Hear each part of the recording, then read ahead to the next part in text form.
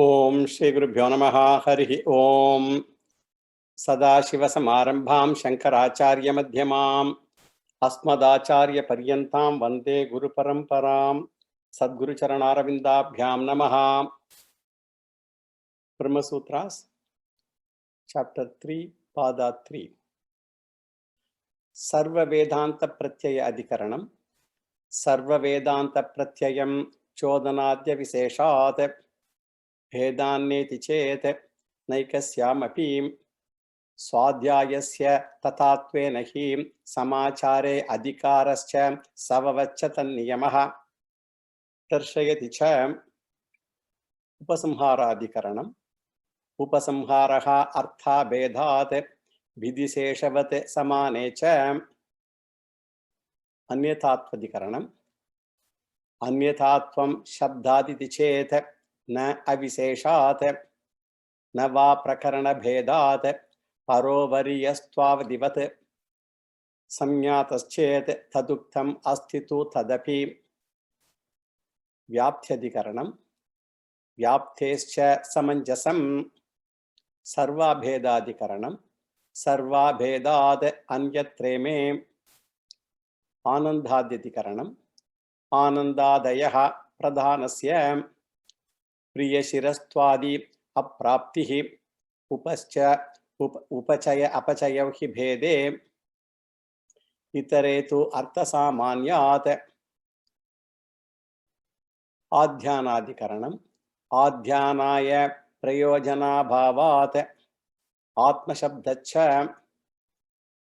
आत्मगृहीत्यधिकरणम् आत्मगृहीतिः इतरवत् उत्तरात् अन्वयादिति चेत् स्यात् अवधारणात् कार्याख्यानाधिकरणम् कार्याख्यानात् अपूर्वं समानः अधिकरणम् समानम् एवञ्च अभेदात् सम्बन्धाधिकरणम् सम्बन्धादेवम् अन्यत्रापि न वा विशेषात् दर्शयति च संभृत्यधिकरणम् संभृतिः द्यु व्याप्तिः अपि च अतः पुरुषविद्याधिकरणम् पुरुषविद्यायामिव चेत् इतरेषाम् अनाम्नानात् वेदाध्यधिकरणम् वेदादि अर्थभेदात् हान्यधिकरणम् हानौ तु उपायन शब्दशेषत्वात् कुशच्छन्दस्मृति श्रुति उपगानवत् तदुक्तम् साम्पराय अधिकरणम् साम्पराये तर्थ व्याभावात् तथा ह्यन्ये छन्दद उपय अविरोधात् गतेः अर्थवत्वाधिकरणम् गतेः अर्थवत्वम् उभयता अन्यथा हि विरोधः उपपन्नस्तल्लक्षणार्थः उपलब्धे लोकवत् अनियमाधिकरणम् अनियमः सर्वासाम् अविरोधः शब्दानुमानाभ्याम्. This is the 31st sutra, third pada, third chapter, 390th running Brahma Sutra. So we have completed the general analysis of this sutra, sutra number 31 of the 18th adhikaranam, Aniyamadhikaranam, in the last class. And here the analysis is on the Shukla Gati, which is to be taken by the Upasakas. And Shukla Gati is mentioned in the case of several Upasanas, whereas in some other Upasanas, Shukla Gati is not explicitly mentioned. And we saw the example also from Chandogya Upanishad. In the Panchagni Vidya, Shukla Gati is mentioned. Chandogya Upanishad in the 3rd chapter, 14th section, Sandilya Vidya is mentioned, where Shukla Gati is not mentioned. So in Panchagni Vidya mentions Shukla Gati, Sandilya Vidya does not mention Shukla Gati, both from Chandogya. Therefore, naturally, the doubt will be whether Shukla Gati can be applied to Sandilya Vidya also, or is there a niyama? Niyama means a restriction. That is a question here. And Vyasacharya, he gives the answer, and he says, aniyamaha. There is no restriction. All upasakas will travel by Shukla Gati. Whether all upasakas will get Kramamukti or not, that's a different question. That we will discuss later. But all upasakas will travel by Shuklagati. They go through Shuklagati, they will go to Brahmaloka also. But will all those people get Kramamukti or not is a question, because Kramamukti is mentioned, but return from Brahmaloka is also mentioned in the Shastras. Particularly if you see Bhagavad Gita, 8th chapter, the Lord says, Brahma Bhuvana Lokaha Punaravarti Norjuna Mamu Petyut Kaunteya Punarjanmana Vidyate. 8th chapter. Therefore, all the Shuklagati people, they will go to Brahmaloka, but will all of them gain liberation, that is Kramamukti or not, that is to be discussed. And we will have an Adhikaranam in Brahma Sutra itself later, where it will be shown that some of them, even after going to Brahmaloka, will return and be reborn. Naturally, the question will be, who are those people who will go through Shuklagati and still return back from Brahmaloka, and who will not return? And there is an Adhikaranam in the 4th chapter, 3rd Pada, the 6th Adhikaranam, that is called Apratika Alambana Adhikaranam. That is the 4th chapter. We are going to see it later. The 3rd Pada, 4th chapter, the 6th Adhikaranam, Apratika Alambana Adhikaranam. The analysis of that we will see at that Adhikaranam. Therefore, here the question is what? Whether all upasakas will get Kramamukti or not is not the question. You should be careful. Question is not whether upasakas will get Kramamukti or not, but will all the upasakas go by Shuklagati or not is the question. Therefore, Shuklagati travel alone is the issue, and that too with respect to upasakas. So we should clearly know what is the discussion. So karmis are not discussed here at all, because for them they get Krishna Gati, no Shuklagati for karmis, Kevala karmis. And jnanis are not discussed here also, because for them agati. There is no Shuklagati or Krishna Gati for them, for the jnani. We are only discussing the intermediary upasakas with respect to Shuklagati. Who gets Kramamukti is not the discussion. And Vyasacharya's conclusion is what? All upasakas will take Shuklagati and go to Brahmaloka. Entry is there.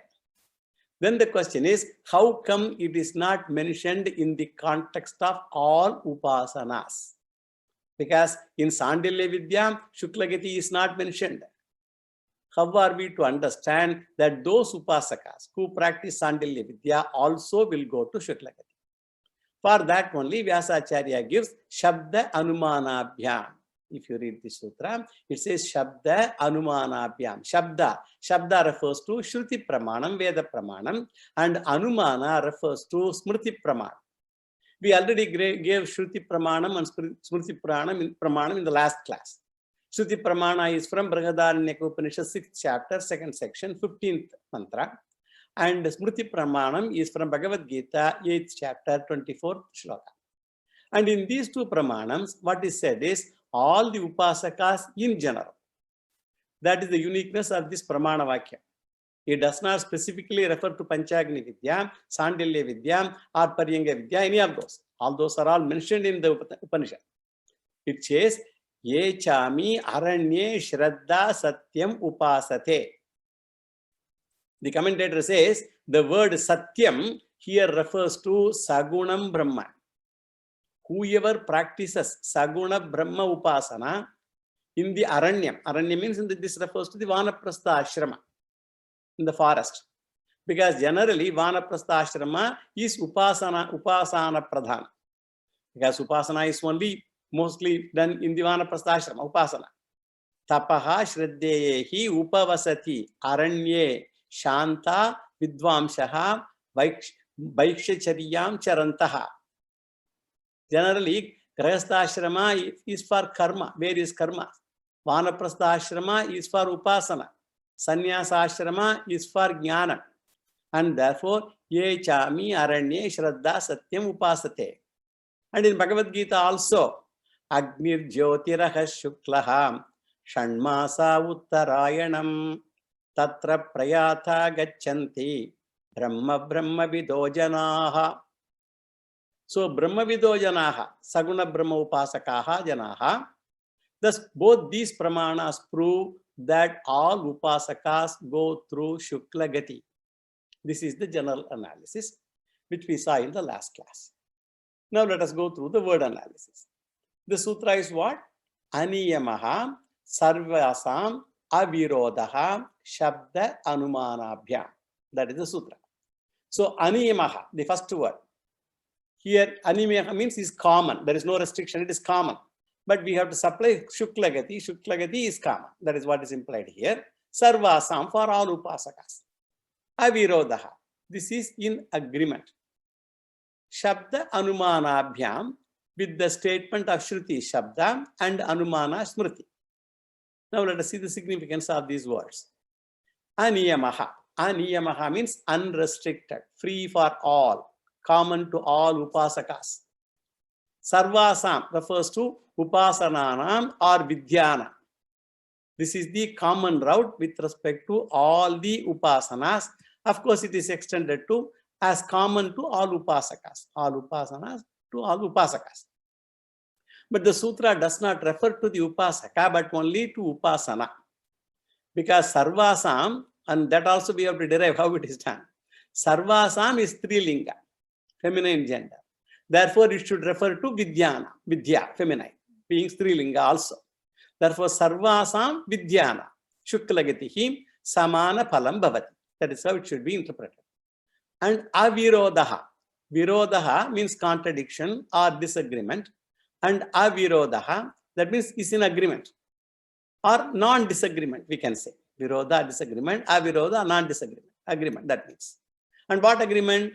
Universal Shukla Gati is in agreement with what? Shabda Anumanabhyam. Again, this is also Tritiya Vibhakti, Vivachanam again, because the word agreement governs the third case. Just as, for example, in English, we use the expression agree with. In Sanskrit, also with this third case again, it is Saha Tritiya, we call it, Shabda Anumanabhyam Saha Avirodaha. And as we said, Shabda refers to Shruti Pramanam. And there is an incidental point also here. That is in the tradition, when Shabda means words. When they are said to be the source of knowledge, when words are said to be the source of knowledge, that is Vedas, said to be source of knowledge, then it refers to only Shruti.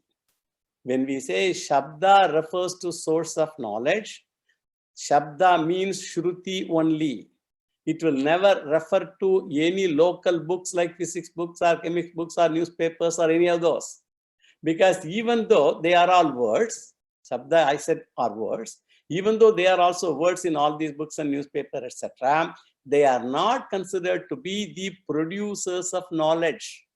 Physics book is not supposed to be the producer of knowledge.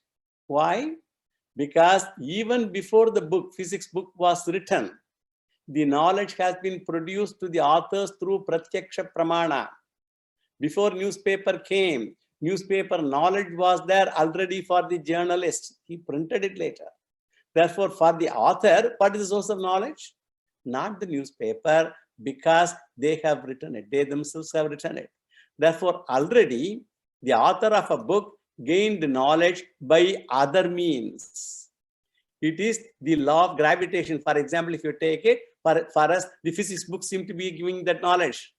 Really speaking, the physics book does not produce the knowledge because the gravitational law for Newton was not produced by any book, but it was through Anumanam, reasoning. So since already the knowledge is generated in the scientist, the book is not considered to be a producer of knowledge, but only carrier of knowledge of the scientist. I am the carrier, for example, of whatever thing I have in hand, and not a producer of that. No book is a producer of knowledge because knowledge has been already produced in the author without the book. He wrote the book later. Therefore, carrier of knowledge, namely the book, is not called Pramanam, but it is Anuvadaka Vakyani. However, Veda is the only book that produces knowledge, and the knowledge derived from Veda cannot be gained through any other Pramanam, Pratyaksha, Anumana. None of those things can produce that knowledge. Only Veda alone produces knowledge. The word Shabda Pramana refers only to Veda. And then the question is, what about Bhagavan himself? Even for Bhagavan, we cannot say Veda produces knowledge because Bhagavan is the producer of Veda itself. No one produces knowledge for Bhagavan. He does not require the production of knowledge also. Then does it mean that Lord is eternally ignorant? No. He is eternally omniscient. Omniscience means a locus where knowledge need not be produced. The knowledge gained through Veda is said to be through Shabda or Shruti Pramanam. The Laukika Shabdas are not Pramanas, but they are all Anuvada Vakyas only. This is purely an aside point, just only to emphasize the fact that Veda is the only real source of knowledge. And what is relevant in the Shastra is Shabda. Shabda refers to Vaidika Shabda, the Veda Shabda only, that is Shruti Pramana.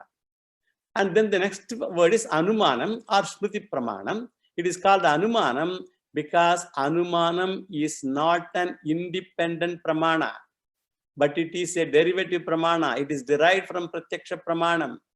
Through Pratyaksha, we get Anumanam. For example, through fire, I infer smoke data. So for that, I require Pratyaksham. I should see the smoke to infer there is fire. Then I infer fire. Therefore, Anumanam is not Swatantra. It depends upon Pratyaksham. Similarly, Smriti is also not Swatantram, but it is Paratantram. Not Swatantram, but Paratantram. They are dependent. Since dependence is common to both Smriti and Anumanam, one word is used for the other. Whether you say Smriti or Anumanam, because they both have this dependence as a commonality, we use one word for the other. Therefore, in this sutra, Anumanam refers to Smriti only. Anumanam refers to Paratantra Smriti Prama. With this Adhikaranam is also over. Now let us go to the next Adhikaranam. Next Adhikaranam is the 19th Adhikaranam, 19th topic. Yavad Adhikara Adhikaranam. That is the name of the Adhikaranam. Yavad Adhikara Adhikaranam. Yavad Adhikaram Avastitihi Adhikarikanam. That is a sutra. Yavad Adhikaram Avastitihi Adhikarikanam. 32nd sutra, 3rd pada, 3rd chapter, 391st running Brahma Sutra. First, let us give the general introduction to this 19th Adhikaranam with one sutra. Here, a special topic is dealt with based on a special doubt also. Normally, it is said that the karmis will go through Krishna Gati. Upasakas will go through Shukla Gati. And Jnani has no Gati at all. For Jnani, his prana at the time of death merges into Samashti, the total, and does not go anywhere after death. Prana. Sukshma Shariram of Jnani does not travel and it does not take another Sukshma Shariram as there is no rebirth for Jnani. And Jnani does not require Agami Karma. He does not have an ego problem. He does not have Aham Abhimana, that is ego and all, and therefore Agami is avoided for a Jnani. Prarabdha Karma is exhausted in this birth. And Sanchita Karma is burnt by knowledge, Jnana. These are all facts we have to just understand. And in the case of Ajnani, Sanchita Karma is very much remaining, and from that alone the next Prarabdha is carved.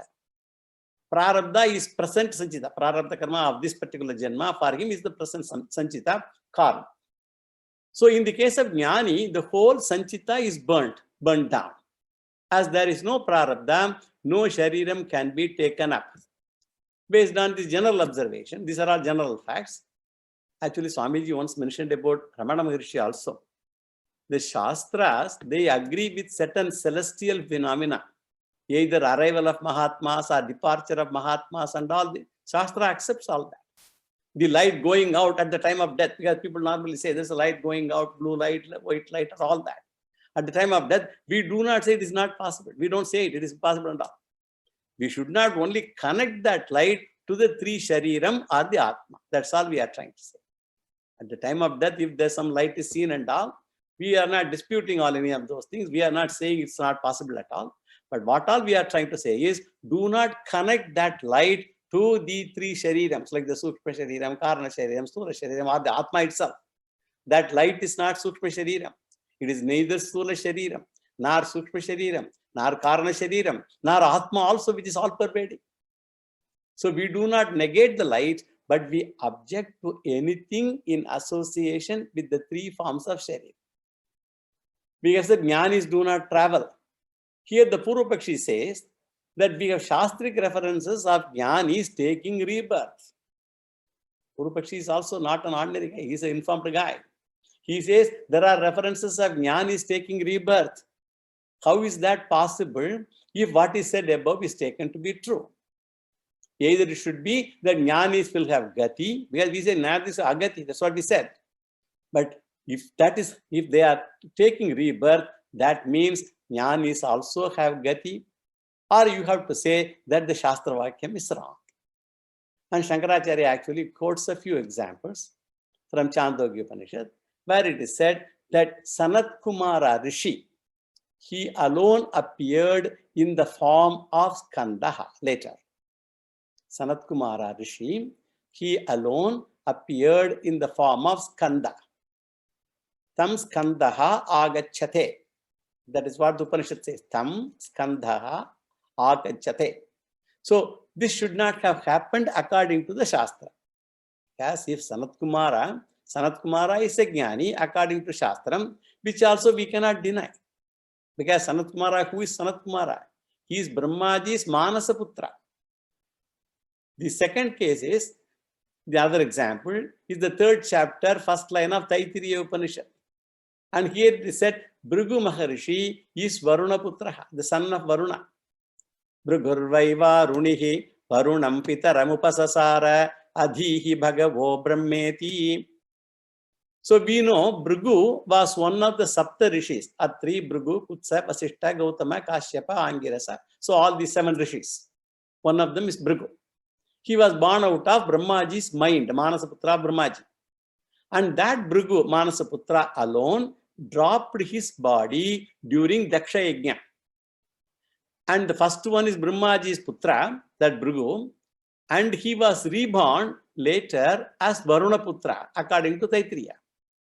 So how did the Jnani Guru, the Manasaputra Brahmaji, was born again as Varuna Putra, is the question. And Vyasacharya himself is a reappearance. This I have mentioned earlier. Reappearance of another Rishi according to Shastra. I told this earlier to you in some other context. The name of the Rishi is called Apantarathama. And that Rishi is, that means what? That Rishi for whom the inner darkness is apagatam. It's gone away. There is no inner darkness at all for him. No avidya, he is a Jnani. Then how that Rishi again became Vyasa Rishi? So in all these cases, Jnani takes the new body. Hence, Jnani will travel or Jnanam does not give moksha. One of these things should be true. Either we should accept the fact that Jnani also after death, Sukshma Shariram travels and all that thing, or Jnanam does not give moksha, means no rebirth. Should not give any more rebirth. But he is born again.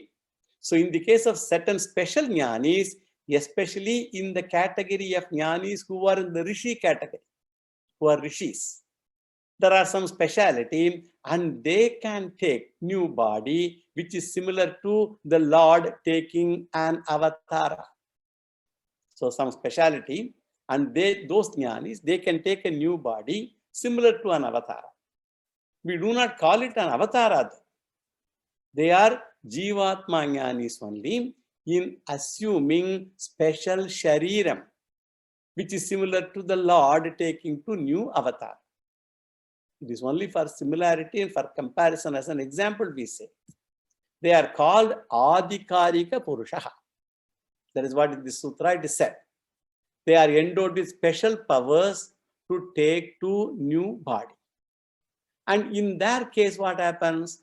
Even after being a Jnani, they can take to a new shariram, which is of totally different new dimension. Now let us see. These are all information that is given, we've seen behind this sutra. We have to analyze all of them. So this is the general analysis, the context of this adhikara. And the new sharira grahanam, that is possible for such jnanis. But it will not come under punarjanma at all. We have to be very careful. It is not a rebirth, but they can take another shariram, but it is not rebirth. This is the idea that is conveyed in this sutra. And in the case of the special jnani of such category, jnanam would have destroyed the sanchita karmas, and certainly agami karmas will not be there for such jnanis. Their prarabdha karma is of a peculiar character, different from ordinary jnani. What are the differences of prarabdha karma of ordinary jnani and the special jnani of the above variety? Because these special jnanis, they are taking other bodies. That's what we are telling. Shankaracharya says that the adhikarika purushas, the special jnanis, have certain extra duties for loka sangraha. That are duties for the loka sangraha. In the case of ordinary jnanis, they do not come to society. They remain in forest and experience sukham, dukkham and all that, all those anubhavas and get liberation. Whereas the special jnanis, they get involved with improvement of society. And some of them they can do with a particular body, and some of them they can fulfill by taking another body. Because of the special duties, they take with special prarabdha. Give up one body and take another body. They have the powers to do that. We cannot rationalize that. They have the powers to do that. Shastra says that. And the next question is, what is the difference between the special jnani or vishesha jnani taking a new body and an ajnani taking a new body? Vishesha jnani, we say that he is taking a new body, and an ajnani also after death he takes another body. What is the difference between the vishesha jnani taking a new body and an ajnani jiva taking a new body? And the difference is, an ajnani jiva, he takes a new body from where? From the sanchita karma. Because after this prarabdha is exhausted in this janma, he has to take another birth based on another prarabdha carved out of his own sanchita karma bundle. And he has no jnanam at all. He has got only the anatma, avidya only he has. He has no jnanam. So one part of sanchita karma becomes prarabdha, and it is sanchita based new body for this ordinary jiva. For ordinary people like us, one part of sanchita karma only, that is from that it is called the present prarabdha, and it is sanchita based new body with all the ajnana. But in the case of a vishesha jnani, special jnani, there is no sanchita at all, because he is already a jnani. Sanchita is burned. And it is the vishesha prarabdha that enables to drop one prarabdha and take new prarabdha to take new body. It is in their control. They can do that. How they can do it, we cannot ask. That's what it is said in the Shastras. So, vishesha prarabdha that enables them to drop one prarabdha and take new prarabdha to take to a new body. And the special jnani's rebirth is previous prarabdha based body only. And the ajnani's body is previous sanchita based. So for the prarabdha, the special jnani's rebirth is based on previous prarabdha based body only he takes, whereas ajnani's body is previous sanchita based. There is another difference also. When an ajnani takes to new body, ajnani continues to be ajnani. He is ignorant only in the new body also. By just taking a new body, he doesn't become a jnani. It is previous sanchita based body only, with all the vidya in it. But the vishesha jnani's new body is the extension of the previous prarabdha at his will, and in the new body, the jnanam continues. Because he was a jnani prior, the prarabdha got extended by his will, and the new body he assumed, jnanam continues. He continues to be a jnani with the new body also. And being a jnani, they do not bother about taking any number of bodies. Because they have nothing to achieve the body. It's only for using it to do loka sangraha. So being a jnani, they do not bother about taking any number of bodies also. And they may even take several bodies at the same time, simultaneously. There are stories, there are references in the Vedas for such people. They may even take several bodies at the same time simultaneously. And recently we want to note that also, not all those who can take different body may be jnani also. Because ajnanis take rebirth, different bodies, they are not jnanis. Not all the people taking various bodies need be jnanis. And then can we take the above jnani, taking a new birth, be taken as an avatara? Yeah, that is what we alluded to in the beginning. If you ask, we can say it is similar to avatara, but not the same as avatara. You will easily guess the reason. It is similar to avatara, but it is not the same as avatara. It is similar to avatara because the body is taken purely for loka sangraha. And jnanam will be there right from the birth. Because he was a jnani. The dissimilarity is what? They come under Jivatma category. And they cannot be called Ishvara or Paramatma. If you want to call them as an avatara, all avatara purushas, they are all Ishvara only or Paramatma only. Whereas in this case, they are coming under Jivatma category only. The body in the case of a Vishesha Jnani is made of Vishesha Prarabdha. That is an extended Prarabdham by themselves. The body in the case of Vishesha Jnani is made of Vishesha Prarabdham. Whereas in the case of Bhagavan, the Lord, the Avataram, there is no Sanchita Prarabdha at all. But it is Sankalpa Matrena, the body is taken. So Kamayata Bahusyam Praja Yegeti. Sankalpa Matrena. The Parabrahman just decided to become many. That's it. And many of the rishis like Vasishta, Bhrigu, and all of them, they all come under this category. Adhikarika Purushas will continue to take new bodies for Loka Sangraha. Because this particular sutra has this word Adhikarika Purusha, I wanted to explain that term to you in some detail. The ups and downs in life, they will not bind the special jnani. The Vishesha jnani, it won't bind them. Vishesha Jivan Mukta has to sustain several sharirams, while the Samanya Jivan Mukta will sustain only one shariram. Because Samanya Jivan Mukta, for example, if a person gets Jivan Mukti in this Janma itself, there is no need for him to take another shariram. Whereas the Vishesha Jivan Mukta, because he extended his prarabdha, he sustains several sharirams he can. Actually, we have to discuss some general points also with regard to Jivan Mukti. There are confusions in all these things for several people. So I thought I would just touch upon some of them. How can we identify the Vishesha Jivan Mukta? We have put an adjective already to Jivan Mukta. Vishesha Jivan Mukta, we are calling a special Jivan Mukta. This question itself is irrelevant if you really think about it. Because you cannot identify even a Samanya Jivan Mukta. That is the question of identifying Vishesha Jivan Mukta. Shastras alone, this is a pramanam for Vishesha Jivan Mukta. And Vyasacharya and Sanat Kumara, they are all these rishis, they all come under the Vishesha Jivan Mukta category as per Shastras. They are in the form of rishis and devatas also. And such rishis have duties to reveal Vedas in the new Srishti. That is the duty. Lord has enabled them with that duty of revealing the Vedas in the new Srishti. And we have also devatas doing Loka Sangraha also. So Adhikarika Purushas are in the form of rishis and devatas. And for this Shastra only is the Pramanam, as I mentioned. They are possible in modern times also. Who is an, because modern times also such people can come. Who is an avatara and who is an Adhikarika Purusha and how to identify them.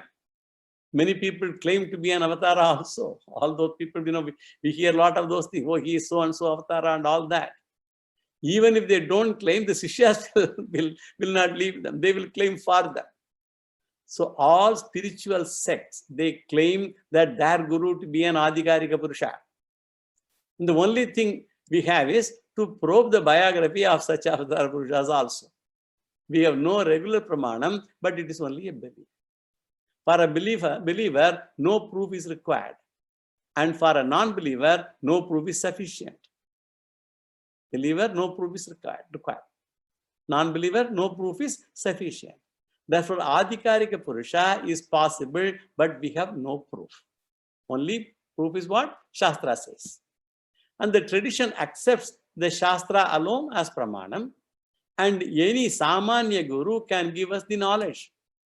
This is another corollary. Any Samanya Guru can give us knowledge.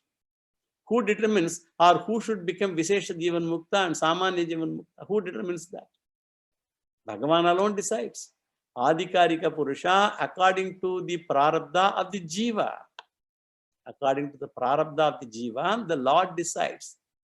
And the next corollary is, there's another point also we need to understand. If somebody asks that I want to become a Jivan Mukta, person says, I want to become a Jivan Mukta. For Jivan Mukta, there is no Punarjanma for such people, so I want to become a Jivan Mukta. It's a good desire. So if someone wants to continue to be a Jivan Mukta, so that I will be Jivan Mukta, and again I will come again and again and impart the knowledge or serve the universe. Some people might want to think like that. Now, question is how to become a Jivan Mukta. So this person is, he wants to become a Jivan Mukta, but he wants to come again and again to want to impart knowledge and all that thing. So struggling to become a Vishesha Jivan Mukta itself is a contradiction. If you really look into that, struggling to become a Vishesha Jivan Mukta itself is a contradiction. If you say, I want to become a Jivan Mukta, then I will ask you, which part of the Jivan Mukta attracts you? That will be a question. Whether the Vishesha adjective part or the Mukti part. Jivan Mukta, Vishesha Jivan Mukta. So the Vishesha adjective attracts you or the Jivan Mukta Mukti part attracts you. Vishesha Jivan Mukta means superiority or the greatness. And superiority and greatness and all those things belong to what? Atma or Anatma. Can we say Atma of Vishesha Jivan Mukta is superior to Samanya Jivan Mukta? For this, there is no difference. That is stated. So, if you are interested in Mukti part of it, Mukti is dependent on the glory of Atma only. Mukti requires Atma Abhimana and Vishesha requires Anatma Abhimana. Mukti requires Atma Abhimana only. Vishesha Mukti requires Anatma Abhimana only. One presupposes negation of the other. Moksha means what? You should turn towards Atma only. And when you think of superiority and all that thing, it is all Anatma Abhimana. No Samanya Jiva can ever have the desire for Vishesha Jivan Mukti at all. No Samanya Jiva can ever have the desire for Vishesha Jivan Mukti. And then the next question will be, how can Jivan Mukta becomes Vishesha Jivan Mukta? How did they become Vishesha Jivan Muktas at all? A Samanya Jiva never works for Vishesha Jivan Mukti. Samanya Jiva, even before getting the desire for Mukti, he may get a desire to become a Vishesha Jivan Mukta. This desire is possible. Even before he gets the desire for Mukti itself, liberation, total liberation, he may get a desire to become a Vishesha Jivan Mukta. This desire is possible. The desires of all the samsari is from Samanya Jiva, I want to become a Vishesha Jiva. Every Samanya Jiva, samsari Jiva, they can have the desire that they want to become a Vishesha Jiva. And this has an advantage also. All our struggles, they are all only because to become a Vishesha Jiva, and in Shastra, Vishesha Jiva extends even up to Rishis and Devatas also. That status. We have told many times, Devatas are only exalted Jivas. It is not Jivan Mukti variety. They are still exalted Jivas only. Yamadharma Raja himself, he discloses this information to Nachiketas in Kathopanishad. Yamadharma Raja says, he himself wanted to become liberated, but decided to become a Vishesha Jiva and then became Yamadeva. He wanted to become a Vishesha Jiva and became Yamadeva. So after becoming Vishesha Jiva, he got Vairagyam and all to the status itself. I discovered Vishesha Jiva means Vishesha Samsara only. Yamadharma says, Vishesha Jiva means Vishesha Samsara only. In fact, you cannot lead an ordinary life if you become a popular person and Vishesha Jiva. Very difficult. You cannot even do things which you want at your own will and pleasure. You are bound by so many things. Always somebody or other He is with you in the form of attendance to you or whatever it is. Sometimes you may even want to run away from all of them.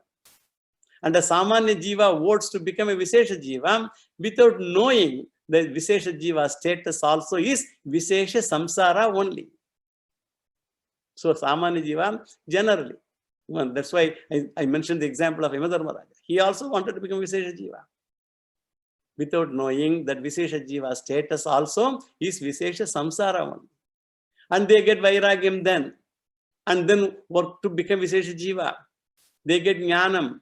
And when the Vishesha Jiva works for Mukti, his achievement is Vishesha Jivan Mukti. When such Mukti comes to them, they are not interested in such Vishesha Jivan Mukti also. That is the adjective for Jivan Mukti. In every yuga, they may change the body, but they continue to be a Jivan Mukta. Such people, when they are really Jivan Muktas, in every Jiva. So this Vishesha is not with respect to Jivan Mukti. It is only with respect to their ability to take different bodies. But they continue to be Jivan Muktas only. You cannot work for Vishesha Jivan Mukta, but you can become a Vishesha Jiva and then work for Jivan Mukta status. This is a Vishesha. So a Vishesha Jiva becoming a Jivan Mukta, we call it as Vishesha Jivan Mukta. And thereafter you become a Vishesha Jivan Mukta. Then there is the last question also we have to understand. If one says, I will become a Vishesha Jiva and then work for Vishesha Jivan Mukti. So to become a Vishesha Jiva, you have to become what? Vishesha Anatma. And that is dealt with in the Karma and the Upasana Kandas of the Vedas. And meditate upon the relevant object. So through such meditation, tapas and all, one can perhaps elevate oneself to become a Vishesha Jiva. And Vedanta strongly criticizes all the Anatma, Samanya or Vishesha Anatma. Samanya Anatma or Vishesha Anatma, Vedanta strongly criticizes all Anatmas. Upanishad will not glorify Vishesha Jiva, and Vedanta criticizes even Devatas and Indra, who are nothing but who belong to the category of Visheshas Jiva only. Jivan Mukti alone is emphasized. By becoming a Vishesha Jiva and then become Vishesha Jivan Mukta. One should not prefer to become a Vishesha Jiva and Vishesha Jivan Mukta. One has to only aspire for Jivan Mukti without any adjective. But the ability to have all those things, they will come for people depending on their prarabdha karma to work for the society, for Loka Sangraha. They can take different bodies. That power is with them. Lord has given them that responsibility and also the power to assume several bodies. Yavad adhikaram avasthitihi adhikarikana. That is the sutra. Avasthitihi. Avasthitihi refers to embodies existence. Avastha. Adhikarikanam refers to the jivas with special duties, whom I call as Vishesha Jivan Muktas here for the sake of our discussion only. So Yavad adhikaram means extends up to the end of the duty, up to that. Whatever is the responsibility is there, up to that will extend. Even though prarabdha may end with one body, but this duty continues and they can assume other bodies. Now I'll give you the significance of these words. Avasthiti means continuation of embodied existence in a particular body. In each existence, jnanam and the memory, they all continue though. And adhikarikana means they refers to the special category of the Jivan Muktas. We call it Vishesha Jivan Mukta and all that, who can take many bodies simultaneously or later, all that. Yavad adhikaram, until the special duty allotted by Lord is exhausted. So till the duty allotted by the Lord is exhausted, they can take different bodies to accomplish that objective. The Lord will require someone for doing such a job in every srishti. And now the last point before we conclude this adhikaranam is, why should this topic be discussed in this third pada at all, of third adhyaya? This discussion here comes because we did talk about Krama Mukti and Sadhya Mukti, and we said that Upasakas will get the Gati, Sukla Gati to travel, and Jnani will get liberation without travel. We mentioned all that. And we talked about two types of Muktis also, Krama Mukti and Jivan Mukti, and two types of Margas also, Shukla Gati and Krishna Gati and all that. And Vyasacharya talks here the unique exception of the unique jnanis who take to another body in the next Janma. Even though a jnani doesn't have another Janma, but here he talks about the uniqueness of such jnanis. And that is why this topic is brought here. With this 20th Adhikaranam and the 32nd Sutra of third Pada is also over. Now let us have some 10 minutes. Let us go to the next Adhikaranam. 20th Adhikaranam, 20th topic, Aksharadhyadhikaranam. So Aksharadhyam Tvavarodaham Samanya Tadbhavabhyam Aupasadavat Taduktam. Long sutra.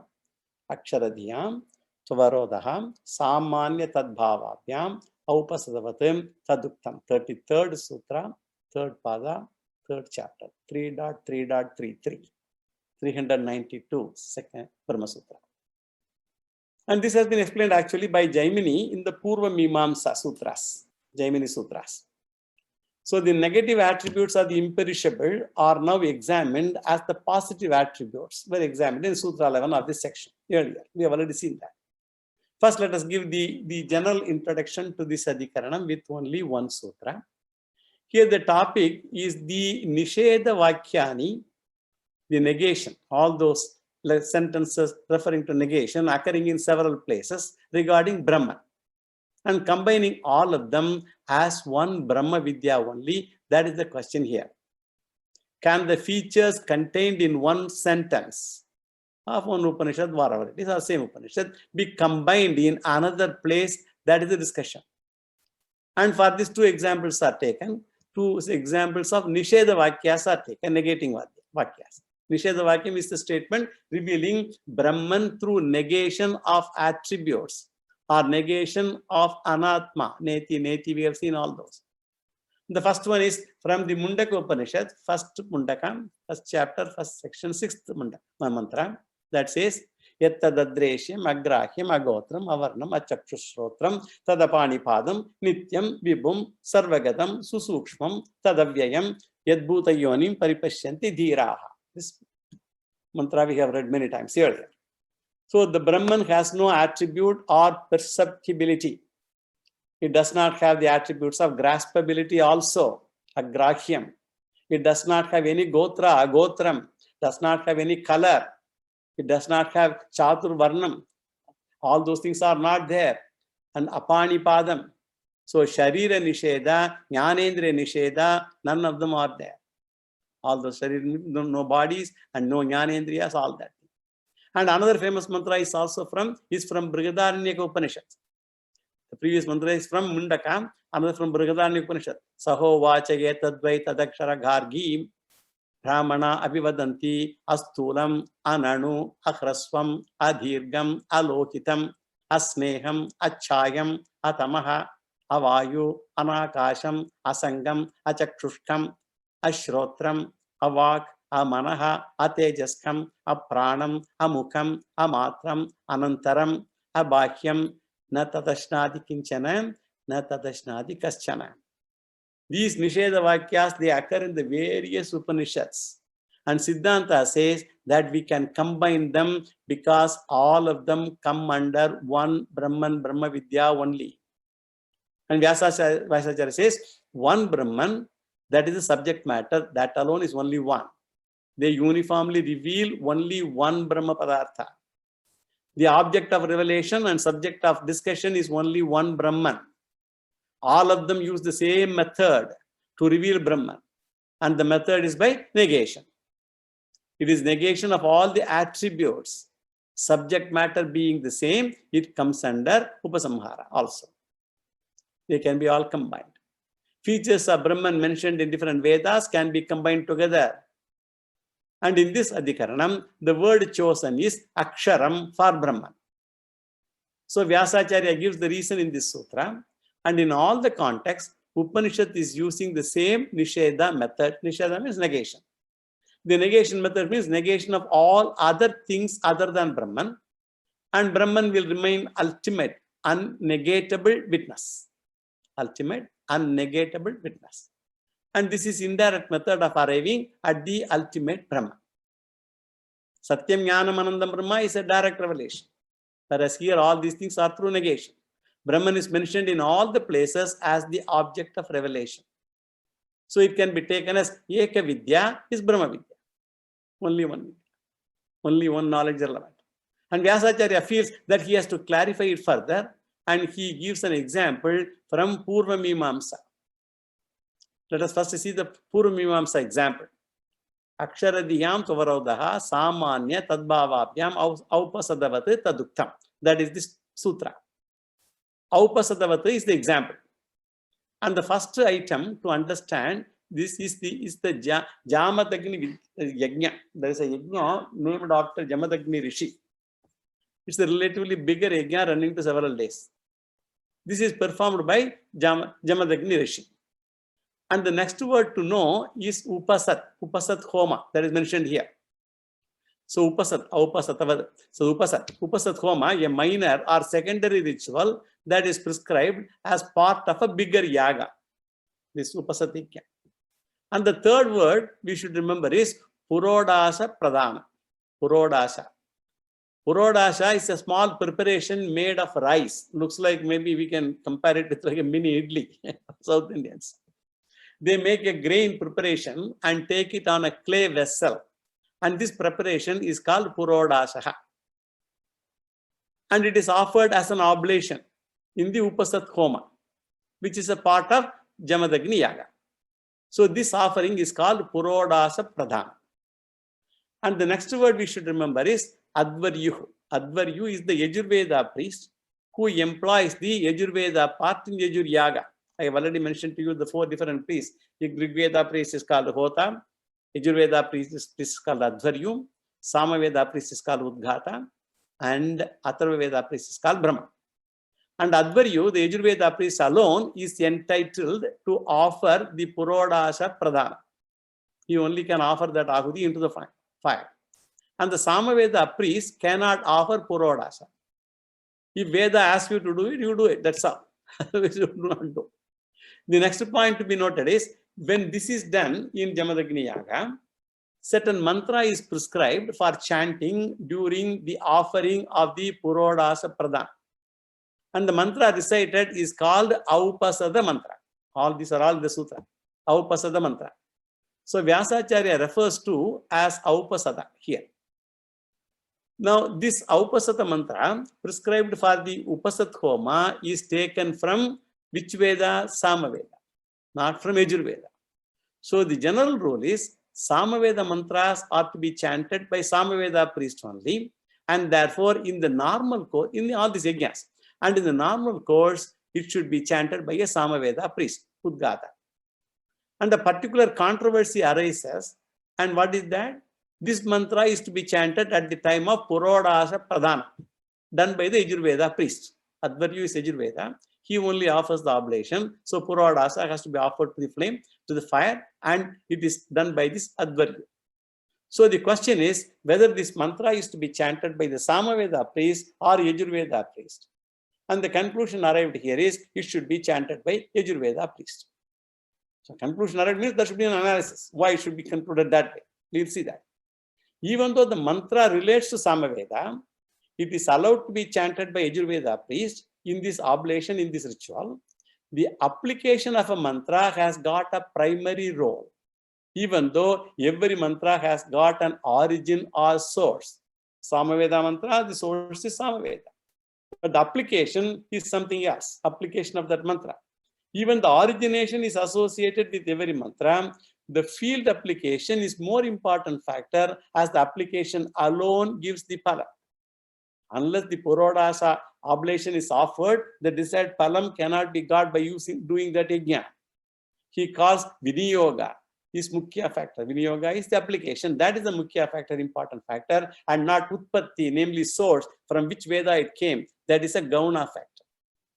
So the Samaveda priest should chant Utpatti factor wise. Because Utpatti factor is Samaveda, it comes from Samaveda. So Samaveda priest only should recite if you analyze the mantra. And from Viniyoga point of view, application point of view, it should be chanted by the Yajurveda priest. So more than the source of Veda, the Utpatti, the source, look for the application factor in these applications. In the same way, even if it is an Atharvana Veda mantra, if it is to be recited, the application is for Brahman revelation. The same application, Atharvana Veda mantra, can jump from Mundaka Upanishad, because Mundaka Upanishad is an Atharvana Veda mantra. And it can jump from Mundaka and join Brihadaranyaka Upanishad of Yajurveda. And such a jump is permissible on the analogy of the above Purodasa mantra that we read in this Jaimini Sutra. So Yajurveda words can be brought to Mundaka Upanishad mantra also. So Veda jumps because application is permissible, because that is the aim. This is the example part. Now Vyasacharya says, I need not explain this to all of you because Jaimini has explained the jump in detail in the Purvamimamsa Sutra, the 3rd chapter, 3rd section, 8th Sutra. That is what is the Sutra? He said that Guna Mukhya Vyatikrame Tadattatvat Mukhyena Veda Sanyogaha. That is his Sutra. I just gave the substance here, namely the application factor, the Viniyoga, that is important, that takes precedence over the source, the Utpatti. This is the Sutra supporting that. And this is the general analysis of this particular Sutra of Brahma Sutra. Now let us see the word analysis. Aksharadhyam tvavarodaham samanya tadbhavabhyam aupasadavati taduktham. Avarodaha means the inclusion. Aksharadhyam, of all the negations in the context of the revelation of Nirgunam Brahman. Here Akshara refers to Nirgunam Brahman. Samanya tadbhavabhyam, because of the similarity of the method and the oneness of the subject matter. Because of that, they can be all negations, regardless of the relation. They removed. And aupasadavate, like the mantras used in the upasat ritual, that yaga, that we mentioned just now. Tad uktam, this has been said. Where? In the Purvamimamsa Shastra. Now let us see the significance of the words. Aksharadhyam means Akshara refers to Nirgunam Brahman. And in Mundaka Upanishad also the same word is used. Tatra para Rigvedo Yajurvedaha Samavedo Atharvavedaha Siksha Kalpaha Vyakaranam Niruktam Chandaham Jyodishamiti Atapara Tata Tadaksharam Adigamyate. First Mundaka, first section, 5th mantra. Yatorananabihi Sujate Grinate Cha. So in that mantra also Tataksharat Sambhavatiha Vishwam. So, and Dhi refers to the knowledge. Akshara Dhiyam. So that Dhi refers to knowledge derived through the negation. So here we gain knowledge that Brahman is free from color, free from attributes and all that. Or by implication, it is a Nisheda Shabda, word which gives the negative knowledge. The negative words revealing Brahman are found in every Upanishad. All these negative words. We read all those mantras just now. Look, all that mantras. And the word tu stands for emphasis. And avarodaha, that means pooling or grouping together. Whatever words are missing in Brihadaranyaka Upanishad can be taken from other Upanishads. Samanya tadbhavabhyam, the similarity of the method. The method intended here is negation. Negation method of revealing Brahman. There is positive method of revealing also Satyam, Jnanam, Anantam, all that I already mentioned. The positive method is called Vidimukha Pratipadanam, is the positive method of revealing. Tadbhavabhyam. Tadbhavabhyam means Brahma Bhavaha. Bhavaha means reference or presence. So in both the places, Brahman is present as the subject matter of revelation. Aupasadavate, as in the case of Aupasada mantra, jumping from one Veda priest to another Veda priest. So that is Samaveda mantra, which is to be recited by the Samavedi priest. It jumps to Yajurveda priest, who is the Dvaryom, who is doing the actual oblation. So for all the details of this analysis part, the analysis part of the Sutra, it talked about all that. So Purvamimamsa section was quoted. And Shankaracharya says the mantra used is Agner Verhotram Veradvaram. So this is the mantra, the Samaveda mantra, and it comes out of Yajurveda priest in Aupasada Yagya. So that is the mantra they used to offer the oblation. So recited by the Yajurveda priest when he offered the oblation. Taduktam. See, unless there is a reason, there is a rule, they cannot just interchange. One Veda priest can do this and that. It cannot be just done. There's always vidhi for every another. Taduktam means this idea has been discussed already. Where? In the Purvamimamsa Sutra 3.3.8 we just read. In this sutra, Jaimini says, when the origin is a factor and application is another factor, application factor is mukhya factor, important factor, while the utpatti factor, source factor is only secondary. With this, the 33rd sutra is also over, and we will go to the next adhikaranam in the next class. Yo vedado svara prokto vedante cha pratishtitah tasya prakritilinasya parasamaheshwaraha. Sri Krishna.